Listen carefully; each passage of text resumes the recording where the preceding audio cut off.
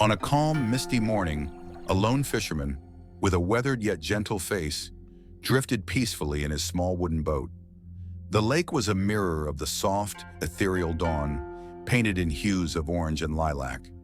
He closed his eyes, inhaling the quiet solitude, a profound sense of gratitude settling over him. His tranquility was abruptly shattered. A sudden, jarring crash. An unseen boat violently collided with his. Water erupted around him, and his cherished fishing rod, a gift from his father, tumbled into the depths. His peaceful morning was annihilated in a single, brutal instant. A fiery surge of indignation coursed through him. How could someone be so thoughtless, so reckless, so utterly disrespectful? His heart pounded a furious rhythm. He sprang to his feet, fists clenching, his face reddening with mounting fury, ready to unleash a torrent of angry words. "You idiot! Watch where you are!" But his voice caught in his throat. He stopped, his gaze falling upon the other boat. It was empty.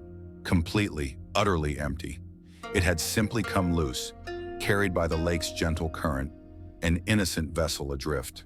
With the realization, a profound calm washed over him, dissipating his rage as swiftly as it had appeared. There was no one to blame, no target for his wrath. His anger, without an enemy, simply vanished, leaving a quiet void in its wake. Slowly, he sank back onto his seat, his mind now racing not with fury, but with an unfolding truth. His anger, he understood, had not truly stemmed from the collision itself, but from the story he had instantly woven. A tale of intentional wrongdoing, of a personal slight. He reflected on countless past moments of anger. The heated words with his wife over a forgotten shore, the irritation with his neighbor's loud music, the simmering resentment towards a merchant's price. How many of these collisions were in truth merely empty boats? We often rage at empty boats. A driver cuts us off and we conjure a villain, never considering they might be rushing to a hospital. A friend doesn't return a call and we feel slighted, oblivious to their unseen struggles. A coworker seems rude and we assume malice, unaware they might be grappling with devastating news.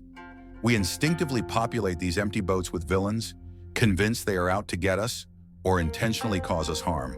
Yet the profound truth is, most of the time, the boat is simply empty. Events unfold. Life happens. Not everything is a personal attack. Not every misfortune is orchestrated by ill intent. We create our own suffering by assigning meaning where there is none.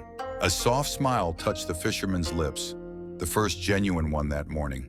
He gently retrieved his fishing rod from the water, now imbued with a new significance. With a serene gesture, he pushed the empty boat back toward the distant shore, no longer with resentment, but with quiet understanding. From that pivotal morning forward, a new habit took root within him. Whenever the familiar tendrils of anger began to stir, he would pause, take a deep breath, and ask himself one profound question. Is this truly an empty boat?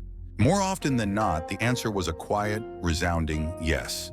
This simple question became his guide, transforming his knee-jerk reactions into moments of conscious choice, allowing him to navigate the currents of life with newfound peace.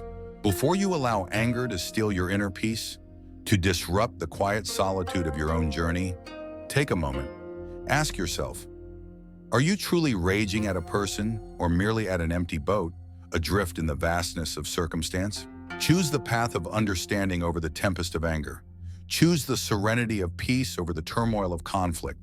For life, in its precious brevity, is far too short to spend battling with empty boats, with phantoms of our own creation.